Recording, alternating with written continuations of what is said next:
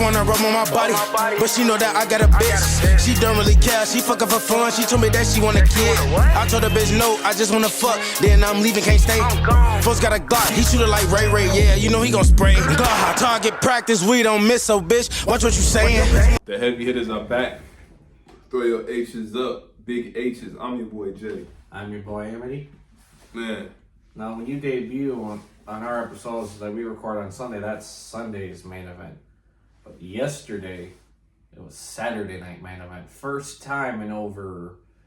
since 2008, I think. Well, it's been a minute. It's been about 20... No, gang, it's been like 16, it ain't been 20 years, gang. 16 years. I was about to say like 24. Man. That shows how bad my math is. It's been 16 years, but we had the... I didn't know 24 minus 8 was... Listen, man, I've had a lot going on. I didn't know that was... Whatever, man. I'm blonde, okay? It takes me a little bit. Anywho, we had the first episode back of main event that took place yesterday on December 14th.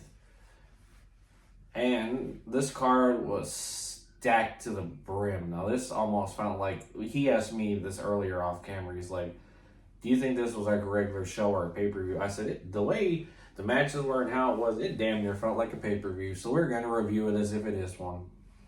So, you're probably wondering, what's the first match that kicked off Saturday night's main event? The first one in over 16 years.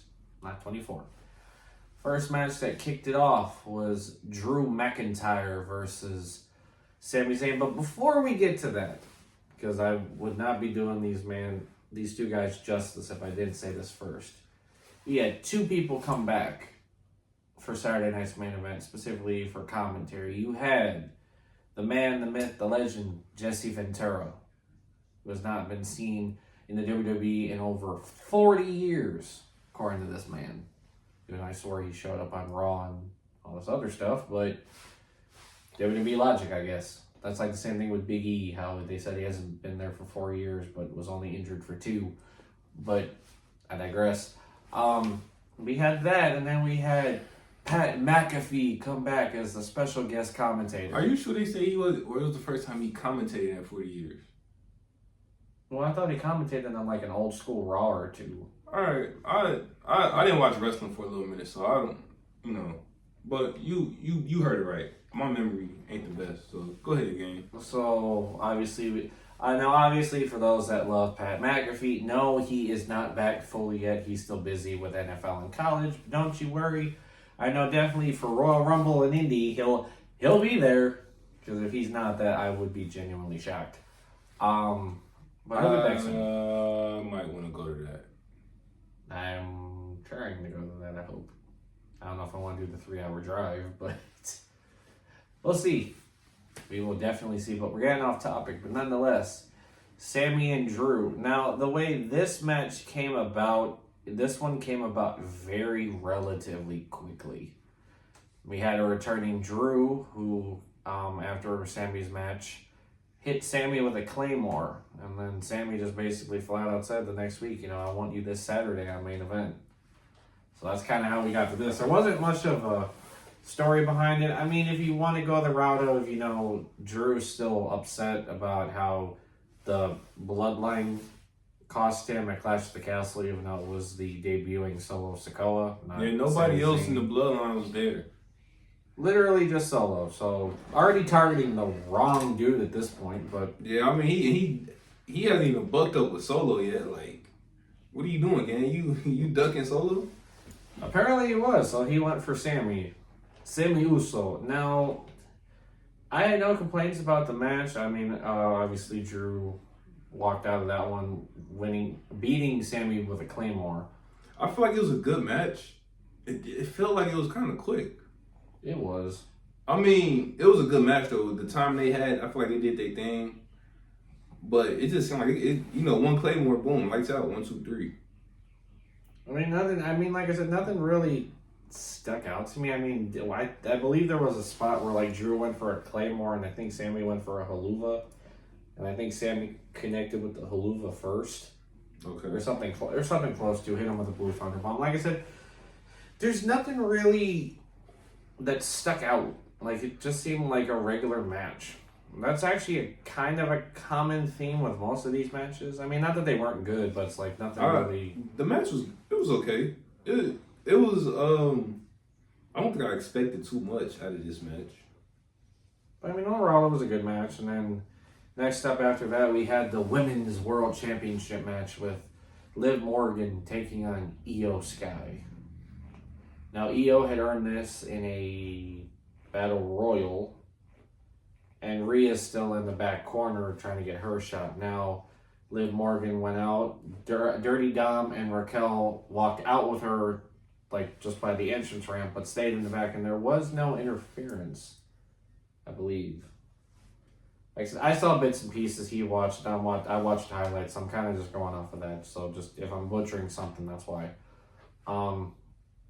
Like I said, always a good match when Io's in it. There's never a dull moment. For those that remember watching Survivor Series both this year and last year, her favorite companion was a trash can that she had faith in. That's why I loved her interview. I have faith in trash can. Yeah, but I think that you can't do that too much because then it's gonna grow stale. Yeah, it's like you can't. Yeah, it's cool when you first do it because I think she did that at NXT too. I mean, they were smart to do it at like Survivor Series, like only like it's been a whole year since she had done it the first time. Yeah, but you can't. I mean, if you go and do it again, now you're really running it stale. I mean, but look at the men though. Now dudes are jumping off the cage to try to. The bar is too high. You got people breaking their kneecaps and stuff and all that, jumping off the cage and all this. Like, yeah, man. I think the bar is too high, man. I think people should be jumping off the cage sparingly. But that's just me, though. No, I agree with you. Now you see me giving WWE hell because they're doing repetitive stuff. You know, I'm an unbiased journalist. Well, like I said, this is a new chapter in the heavy hitters. No more getting butthurt and angry over comments. But mostly that'll be me being the guy that got angry and butthurt. But I'm changing.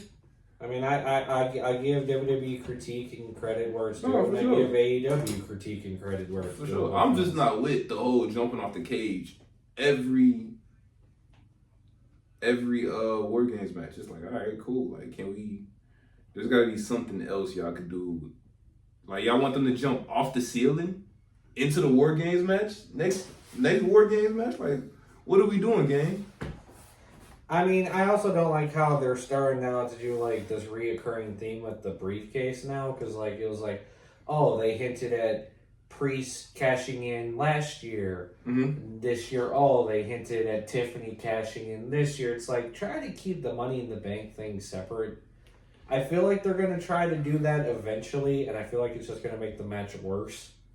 That's the other thing, too, because the War Games match isn't going to end after they cash in money. Well, maybe it could. Like, how would it? No, like, say the last person hasn't come out yet. So what do? Bring out the briefcase, have it as a separate title match, pin the person, when you win or lose, then it goes back to a normal match. I feel like nobody would ever cash in the War Games match. That would just turn into an issue and a half to figure out, and I'm not for it. But nonetheless, Liv Morgan walked out champion. And whose music do you hear as she's up at the end of the ramp? This is my brutality. Rhea Bloody Ripley. Obviously, they're building towards Rhea Ripley and Liv. I feel like they're going to pull the trigger for Raw on Netflix. I don't know why. I just see it happening. I mean, let's keep it stacked, though. Realistically, do we see Liv beating Rhea straight up? No. Okay. So, we've seen it. They've had 2 matches? Yes. And there's been shenanigans in every match. No, wait. The SummerSlam match was 1, and then they had a match after that with the shark cage stuff. Oh, Bad Blood. No. Well, the tag team match with Priest and Ripley versus Liv and Dom. Mm-hmm. And then they had the shark cage match.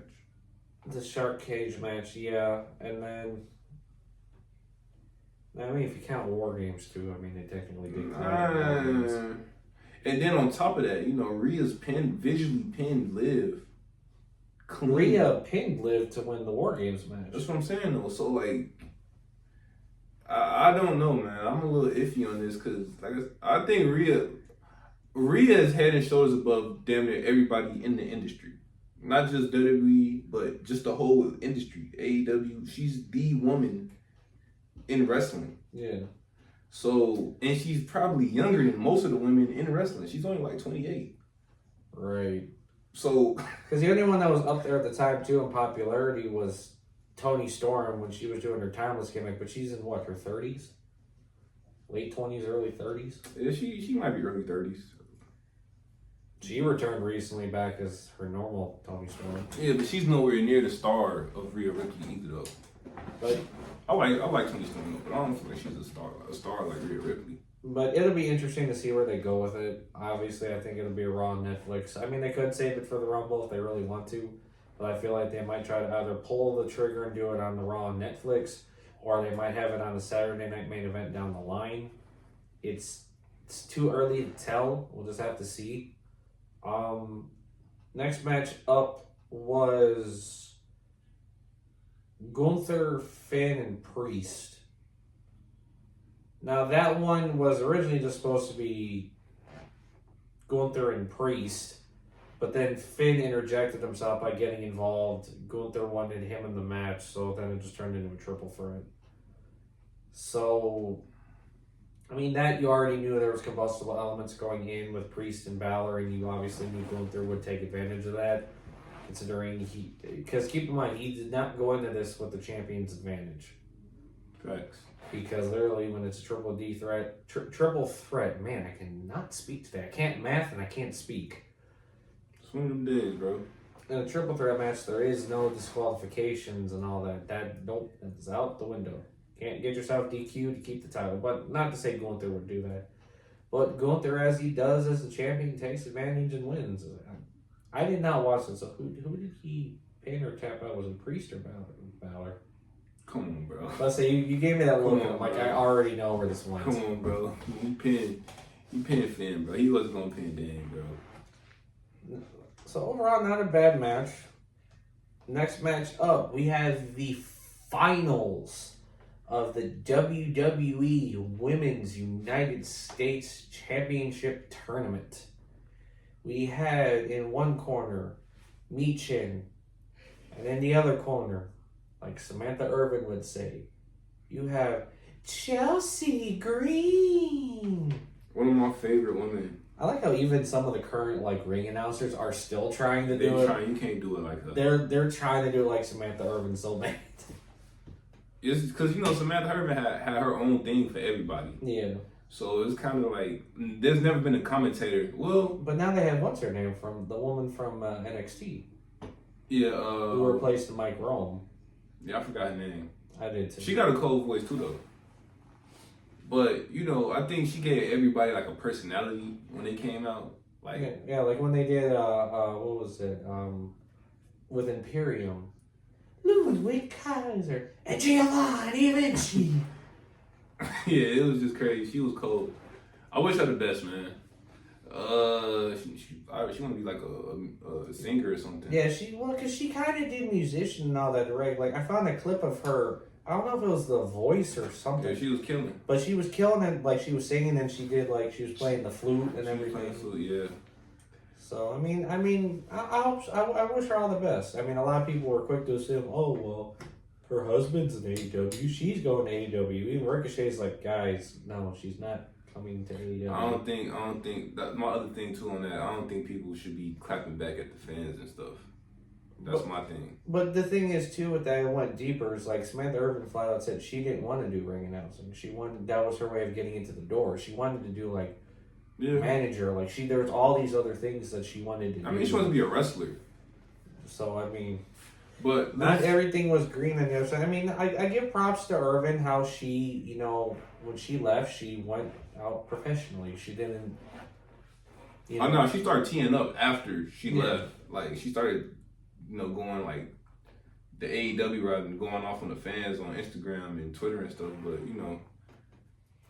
yeah. But we still got a whole card to finish, gang. But so anywho, we had Michin and Chelsea Green in the finals. Now, This match to me, I mean, I kind of already knew in what general direction they were going to go as far as like the first champion. Now, I have nothing against Michin. She's a good wrestler. She'd easily be a champion, but just in this instance, I felt with like just with how Chelsea's popularity is and how she gets over with fans and everything else, just kind of the comedic value she has too. Because some people said she reminds them of like a whole Karen kind of thing, but like a wrestler. She's hilarious as hell to me. That's actually she's one of my favorite women wrestlers. I want to talk to your manager. But I already knew she was going to get that push, so I kind of knew going in who already was going to win. So, yeah. But I mean, the way she did it too, hit an unprettier off of the second rope. That's a good way to do it. She ended up winning and becoming your new United States Women's Champion. That's what's up. I'm glad that she's the champion. I remember when we were I don't know what the match was for, but she won a match in Chicago in June. The one I don't think you went to that one. The one that I had life going on at that point in time. I didn't go. You're right. So when we had went, I was like, man, I hope Chelsea Green win, and she won, and the crowd went crazy for her. I was like, this is crazy. So I think people was it for a Money in the Bank qualifier? I think so, something like that. Because I know Money in the Bank's usually in July, so I mean, I wouldn't be shocked. Yeah, it was something like it was qualifying for something. So I was like, oh, okay, cool. I wasn't crazy. I was already a fan, so I was like, cool, because I thought she'd lose so many matches, like. She's always like the butt of the joke, so I was like, it would be cool if she won. So yeah. But I mean, the only thing I'm worrying though is like I hope just they take this seriously. Like I don't want it to be one of those instances where she gets it, but she's still kind of treated as like a joke. That's the one thing I'm worried about because like here's the thing, like and here's my thing that goes out to WWE, and I'm saying this specifically to you guys because. You're bringing in new titles into the fold. You're bringing in the Women's United States Championship, and you're bringing in the Women's Intercontinental Championship. You need to build these up first. Do not have it turn into an instance like with the 24/7 title, where it's like there was hope, and then it just turned into mass chaos and a joke. Make sure you treat these titles with respect and build them the right way, because there are the women in your roster that have gone through hell and back to literally get where they're at, have done their duties, have done what they need to do in the business to get to where they are now, and they deserve that title run, and they deserve for that title to have the same respect. So please, with Chelsea having this, please all treat her and this title with the respect that it deserves. That's all I ask. He went off on a little rant. I agree with him though. I 100%. If you're gonna make a title, don't have it like how they did the world title. They put it on Seth and they took it seriously. Yeah, just if you're gonna make sure you're building women for an undercard, make sure because you got a lot of good women, like just build them and make it legit. Use this title to get your mid card wrestlers over, get them going, because these mid card guys or these mid card women. You could damn near be turning into main event stars. I mean, I would sit here and say that if you do build Chelsea Green right, she could be a main event women's wrestler. If you do if you book it right, I'm already a fan. I just don't think her booking has been, shaky. I mean, it hasn't been bad, but it hasn't been good either. Yeah. It's kind of been Yeah. But what wasn't and was real good and was a great way to end the show is you had Cody Rhodes versus Kevin Owens for the undisputed WWE Championship. Now there was already a lot of personal stuff coming into this match. You had Kevin Owens and Cody Rhodes going at it backstage. You had Kevin Owens blaming Cody for all of this stuff going on with the bloodline and everything else and using people. He was blaming Randy Orton getting injured on him and all this. There was already a lot going in. He was mad at the fact that, Cody teamed up with Roman after he tried to murder him a couple years ago. It's like the same man that you fought to beat that was murdering the whole roster. You backed him, you supported him, you helped him. Yeah. And the other personal thing going in is Triple H had a very special present for him going into this. He told Cody, one night only. He lifts out the briefcase, you see something shining now. Some people already knew what it was. Some people didn't know what it was. I kind of already knew what it was. Cody always said when he became champion, he wanted to bring back the same title that his dad brought home to him. Well, he didn't bring it home to him. Well, you know what I mean. And unfortunately, no belts have been switched over. But for this one night only, Triple H gave Cody Rhodes, honestly, the best gift he probably has ever gotten from him, and that's the Winged Eagle title. Oh, yeah, man. We went nostalgia. Yeah, I mean, you can kind of tell by the feel, the 80s type feel that it had. It needed that, the Winged Eagle, it matched the vibe of the show. Now, I heard Cody Rhodes heavily, and I mean heavily backed for them to do this. I bet he did. He fought tooth and nail, and he got it. And like I said, this match did not disappoint. You knew Kevin Owens coming in wanted to basically end the career of Cody Rhodes. Mm-hmm. You had Cody Rhodes coming in, and he was going to prevent that from happening. A chair got introduced, and you know what? That chair ended up being the deciding factor. Cody hits Kevin Owens with a crossroads onto the chair and pins the man 1, 2, 3. But Kevin Owens did not take that lightly. He came back, hit Cody with a package pile driver. Yeah. And Cody was stretchered out. Yeah. And Kevin Owens even got physical with Triple H. Because Owens had the title at the end of the round. Triple H came. Nope. Yeah, man. I liked the match. I didn't think Kevin Owens had a chance to win. I'm not gonna lie to you. I mean, I think most people understood that Kevin Owens didn't have a chance to win. I did like his work going. I did like the stuff he was doing, leading up to the match. Mm-hmm. I feel like now the interview in the car thing was kind of funny. I feel like now Cody is having feuds. He's not just having matches anymore. And that's the biggest thing. All these one-off matches that he was having, and that was the thing with his title reign that we've talked about this several times off camera, but it seemed as if just his title reign wasn't the lead up to winning the title did not have the same hype and energy to it after he won the title and was defending it. There wasn't really any matches for. I mean, the match with AJ Styles wasn't bad. No, it was a good match. But what was the story to that, though? Exactly. So that was the thing, though. These matches are good. It just didn't have the same... It just didn't have the same energy. Going into winning the title was finishing the story. Now you finish the story, and now it seems like, okay... Now it's kind of you're having these good matches, but the story's, not all there. And it's this was the first time in his title reign that, keep in mind, he has almost held this title now for a year. Almost. In a couple months to be a year. Yeah. And this is the first feud for real that he had that was personal, that had animosity, that had that big fight feel. And like I said, it didn't disappoint. I mean, the fans got what they wanted. The fans got what they paid for. And it'll be interesting to see where they go from here, because I highly doubt the feud's over after, even though Cody won, but Kevin... Well, he beat him twice already. They could have a third match. They could have a burnout match as the third one. I think. Does Kevin Owens fight for the world title at the Royal Rumble for the 4th year in a row? Maybe that's what he does. That man has had nothing but world title matches at Rumble.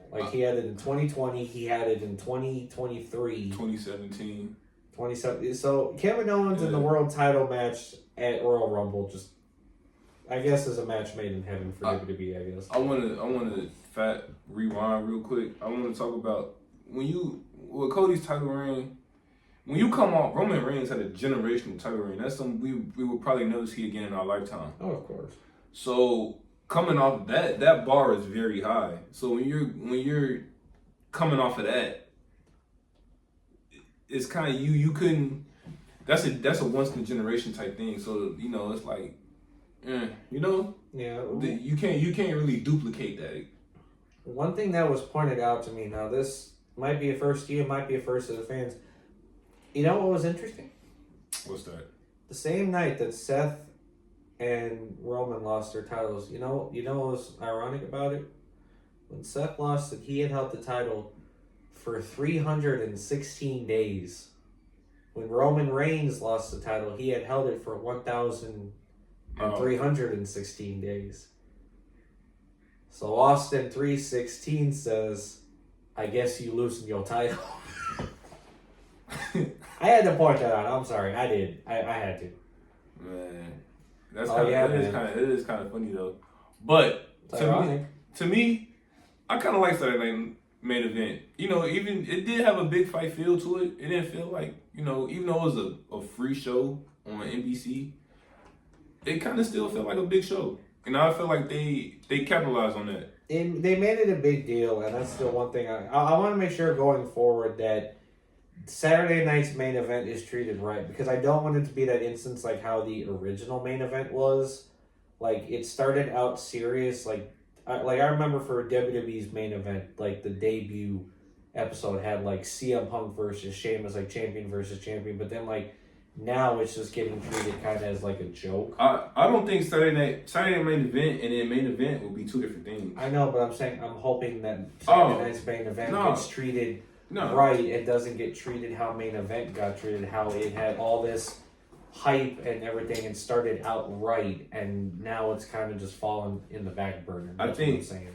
To me, Saturday night main event, it always got treated as a big deal. It always had big matches on there. Like, I remember the matches they had. They had the 2 WrestleMania main events. It was Kurt Angle, Randy Orton, and Rey Mysterio versus John Cena and Triple H. Mm-hmm. Like, they had big matches on there. So I always feel like if they're gonna do a Saturday main event, it's gonna feel like a big deal and it's gonna feel like a pay-per-view show. I just wanted to be true to right. So that's just my whole thing with everything. And you're right. You're 100% right. Every event that's not Raw and SmackDown should be treated like a big deal. Because I look at it like this, like WWE, you are like the must-see, tune-in, popular, selling out shows. Right. But make sure you do it. You do it right with the superstars. You do it right with the titles. You do it right with the shows. Because at the end of the day, the people that got you to where you're at, just like the same people that got us to where we're at, are the fans. Facts. The fans got you to where you are, and our fans got us to where we are today. So make sure that, I'm not saying you got to cater to the fans, like how AEW does. I'm not saying you have to do that. But make sure you make it where they want to tune in. Who is this guy? Like, he don't talk like this. Like, who is this guy? That's how I talk. But I hear you, bro. I mean, AEW does well too. I mean, it has its good moments. It has its bad moments. That's how it is in wrestling. Not everything in wrestling is perfect. No, I've seen a lot. I've seen stuff in the Ruthless Aggression era. I was like, okay, we're doing necrophilia on TV. Okay. I know mine that made me laugh was that stuff you showed me with Vince having a feud with God. Yeah. Some crazy stuff was going on. It entered me. Some crazy stuff was going on, man. But I'm the OTCJ. Well, hold on before we get to that. So, final ratings for, if you're to rate it out of 10, what are you rating Saturday Night's Main Event out of 10? What would you give it? If you had to give it a grade. I'll give it an 8. It could have been better. I give it an 8 as well. Like I said, the other reason why it doesn't get a 10 is, like I said, the only match that really stuck out for me for real was, like I said, the main event. I mean, right. The other matches were great, but it's just like there was nothing really. It was solid out there. I mean, it was solid, but there wasn't. Wow, like, oh my God, this just happened type of thing like that. Yeah, there was some moments. Obviously, Cody coming out with the winged eagle was pretty cool. Because that's what he talked about for a long time. I mean, that like I said, that Cody kept... I mean, but to be fair, I think a lot of people going in the main event, Saturday Night's Main Event, were there for Cody and Kevin. I mean, that's what was building the show. That's what sold the show, right, of course. Now, I mean, let's see how it goes. Do we see the OTC on an episode of Saturday Night's Main Event? I thought for sure, and I had stated this earlier, I thought for sure Solo Sikoa versus Roman Reigns in Tribal Combat would somehow end up on Saturday Night's Main Event. I thought it would. I firmly believed it would. But when they said we're doing it on January 6th, I'm like, all right, cool. I thought you would have put it on Saturday Night's Main Event to put some hype value in it, but that's just me. I think then they always want to keep these type of shows short. They don't want to have, like, a bunch of matches on there. They've been going these 5-6 card matches. Well, I'm saying maybe they didn't do Sammy and Drew. Maybe they had done Solo and Roman in its place. I mean, not to say that Sammy and Drew wasn't bad, but it's like that match was really thrown on like last minute. Like that was like what, a week before? Yeah, but it had been boiling. It had been boiling for a minute. You saw it coming. Yeah, so I mean, it made sense. But like I said, I could go on about it forever, but that would turn this video into probably like an hour-long video. Yeah, let's end this thing before it gets too hectic. But like you were saying, he's the OTC. I'm the aerial assassin. We are the heavy hitters, and we out. We out.